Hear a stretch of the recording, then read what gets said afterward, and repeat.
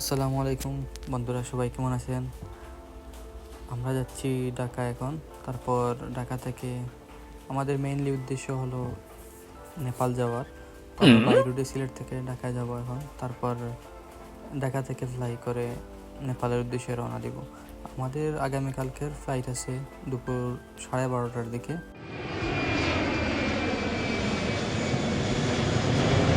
আমরা আজ 4জন আছি, আমি, আমার তালতো ভাই, ফ্রেন্ড এবং ভাতিজা।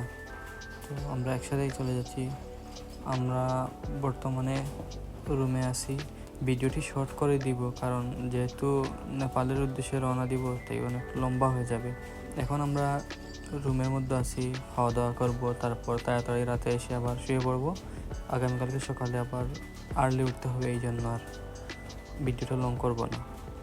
তো ভিডিওর পর্যায়ে আমরা পরের দিন সকাল হয়ে গেছে, আমরা এয়ারপোর্টের উদ্দেশ্যে রওনা দিছি। এখন আমরা যে বিল্ডিংটা দেখতে পাচ্ছি এটা হলো এয়ারপোর্টের থার্ড টার্মিনাল, যেটা বর্তমানে কাজ চলমান রয়েছে। চলেন এয়ারপোর্টের ভিতরে চলে যাই। এয়ারপোর্টের থার্ড টার্মিনাল, তো এটার কাজ চলমান আছে বর্তমানে।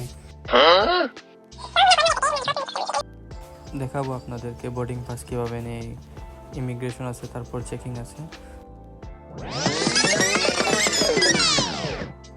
Okay, let's go.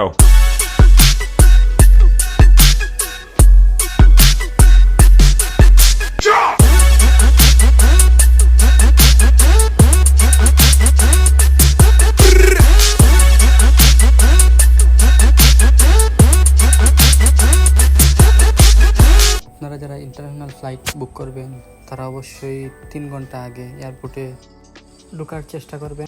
ইমিগ্রেশন আর চেকিংয়ে একটু সময় লাগে, চেকিংয়ে তেমন একটা সময় লাগে না, বাট ইমিগ্রেশনে একটু সময় লাগতে পারে।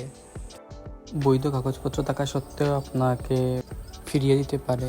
সুতরাং আপনি যে সময় ইমিগ্রেশন অফিসার সাথে কথা বলবেন অবশ্যই সাবধানতাকে উপস্থাপন করবেন। আশা করি এই বিভাগ অনেক সহায়তা করবে।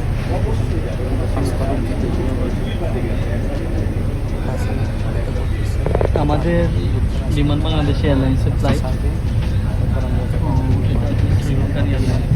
শ্রীলঙ্কায় যাবে। বাসে করে যাওয়া লাগবে, আর কথা না বলে সামনের দিকে যাওয়া যাবে।